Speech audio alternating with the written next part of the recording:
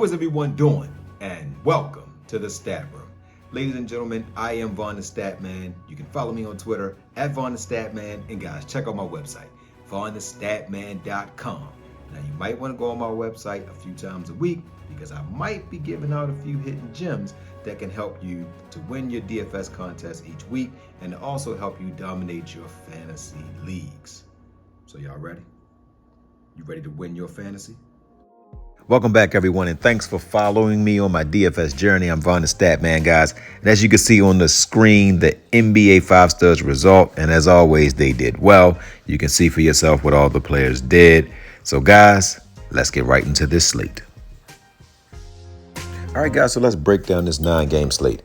All right, guys, so on a 9-game slate, you have a harder chance to absolutely win the big money because you got too many options. Like on this slate, remember, every game you have 18 players. So you almost have 160 players. So you got to get 9 out of 160. Those numbers are extremely low.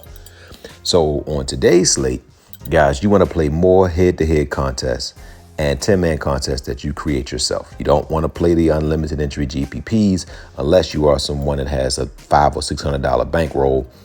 Because if you can't put 5 lineups in, you have zero chance today. You probably won't even cash with one line. So stick to what I'm telling you guys and play head-to-head contests that you create and unlimited entry GPPs that you create. Someone asked me to explain my system. I'm not going to explain my system. My system has been a proven system since 2017. And when I'm doing my videos and when you hear me say this player's on 40-point watch, that means that I'm predicting that he's going to get 40 points. Pretty self-explanatory. All right, guys, so let's get right into it. So today I'm going to break down the power forward position. Okay, so LeBron James is a must play pretty much on any given slate. And against Memphis, he should do his thing. He's going to probably go up against Jaren Jackson. He probably will foul him out because Jackson is foul prone. Davis is out. Sabonis is a game time decision. Durant is out. Randall's coming off of a bad game. Against Atlanta, it's a pretty big rivalry between New York and Atlanta. Then you got Williams, interesting. Kawhi Leonard, I don't know if he's still salty about how it went down in San Antonio, but I'm going to play him. Butler in Dallas. Butler I like. He only gets up for big games. So against Luka, I see Butler coming out trying to dominate. Adebayo should do well. Marketing, guys, this guy Marketing is becoming a star. He is starting to just dominate. Like you have to almost play him every night. And at 8-7, he can get you 50 fantasy points. Christian Wood is out. That is going to be very interesting, guys, because with Christian Wood being out, they don't really have a lot of center help. So Miami might dominate them on the glass. Jaren Jackson, I do like Jaren Jackson, but what I don't like is that he's so foul prone. Like if you look at it, he put up 52, 42, and tonight he'll give you 17 because he's just a foul prone guy. Don't like Turner in Denver. He's going to probably also get fouled out. Boncharo is a rookie who is extremely strong, like him. Really love Allen in today's matchup against Golden State. They're on the second night of a back-to-back. Don't be shocked if Golden State rest at least 2 or 3 of their starters because Thompson had rested on the front end. On the last game, he took the night off. But don't be shocked if Curry is out and Draymond Green is out and Thompson is out. Don't be shocked. Simmons is on the second night of a back-to-back. Not going to play anybody from Brooklyn. Keldon Johnson had the best game of his career. Don't expect 61 points from him for a long time. Mobley against Golden State. Golden State struggles with rebounds, so Mobley's a little thin, so we'll see how that goes, but I would stay away from Mobley. Draymond Green, he always steps up in the big games. Look, big game 41. Cleveland is not a big game to Draymond Green. He probably won't even play. Wiggins is going to the team that drafted him. I don't know what he has left in the tank after playing an overtime game and playing 39 minutes, but I'll stay away from Wiggins. Gordon has really found his niche, and he's operating well, playing opposite of Jokic. And against Indiana, they're going to need his size. So he's the one you can consider. Carter, I don't like anything about Carter. He doesn't shoot the ball well. And he'll have a good game and then 5 consecutively bad games. Barnes has had a great season. I believe he steps up today. I like him. Collins had a really big game in his last performance. He had 34 points. Porter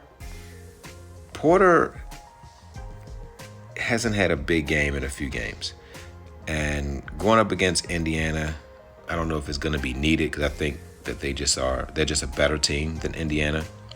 Vanderbilt, I do like Vanderbilt, guys, against Brooklyn. I like Vanderbilt at 5'7". Can you find other options? Probably so. And Isaiah Jackson, I don't know why he's at 5'6". See, FanDuel is overpricing some of these players. And as long as Turner is healthy, Jackson should be 3'8" because he's not going to get more than 17 minutes. Looney, I like Looney because he rebounds. He's not really involved on the offensive end. O'Neal, don't like him. Hunter, iffy. Collins, don't like him. Smith, don't like him. Mary, the rookie, is playing pretty consistent. Look, 22, 24, but at 5'2", you're trying to get 25, 30. If you spend 5'2", you're hoping that guy can get 30. He could do it against OKC. Gabriel has been getting more minutes. 20-something minutes is pretty good from Gabriel. So I do like Gabriel in this matchup. Lyles, he's getting 20-plus minutes, but not really doing a lot with it. Morris, I don't like Morris in this matchup. I could see Morris getting you 16 fantasy points. Sokan, not against the Clippers. They're going to play solid defense, and I think they're going to put the smack down on them. Warren is decent. Wagner is not really getting the minutes anymore, so he's no longer a sneaky play. Neesmith, he's getting the minutes, but not really producing. You got Nance, who is also hot and cold. I would not run Nance. I do like Clark, though. Clark is getting you in the 20s, so maybe he can luck up and get you 30. Finney Smith is going to be big against Miami because he's one of the only guys they have with size, because with no Wood, who's going to be the center? JaVale McGee? I mean, they're gonna struggle. So when I look at this, you got Covington, who's not going to get minutes because you have Kawhi Leonard back, so Covington's not going to get many minutes. Don't like Hernan Gomez. Aldama, don't like him. Holmes, I would like Holmes if he starts. I do like Holmes if he starts against OKC. Kevin Love against Golden State. This is a matchup to play Kevin Love. He typically does well against them. And McDermott, don't really like him. Hayes, I like him if he starts, but if he don't start, he gets no minutes. And that's it. Nobody else to talk about. So guys, you want to win your fantasy? Start these players. Made it this far, hit that like button, hit that share button, and subscribe to my channel. You want to win your fantasy? You better start point guard Conley. You want to know why? Well, he's on 30-point watch. So if you want to win your fantasy, start Conley. You want to win your fantasy? Start shooting guard Fultz. You want to know why? Well, he's on 40-point watch. So if you want to win your fantasy, start Fultz. You want to win your fantasy? You better start small forward King James. You want to know why? He's on 70-point watch. So if you want to win your fantasy, start James. You want to win your fantasy? You better start power forward Fro Slam Allen. You want to know why? Well, he's on 40-point watch, and he's on double watch, and he's going to get 3 blocks. So if you want to win your fantasy, start Allen. You want to win your fantasy? Start center Adams. You want to know why? Well, he's on 45-point watch, and he's going to get you 7 offensive rebounds. So if you want to win your fantasy, start Adams. And my word for today is leverage. Ladies and gentlemen, this is how you know you have leverage. Leverage helps you when you're negotiating contracts or if you're trying to get a raise at your job. Let's say you work at Home Depot. The way you gain leverage to negotiate your contract, let's say you work in the electrical aisle. What you do is you write down every piece of electrical equipment that you sell and write down each day how many hours you worked.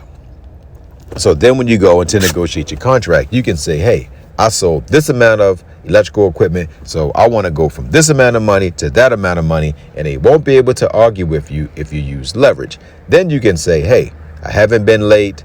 I've only taken 25-minute lunch breaks. I get here 5 minutes before, and when you go in there and you ask for a $4 raise, you'll get it because you have leverage. So ladies and gentlemen, whenever you're negotiating a contract, make sure you have leverage so it can work in your favor. Love you guys.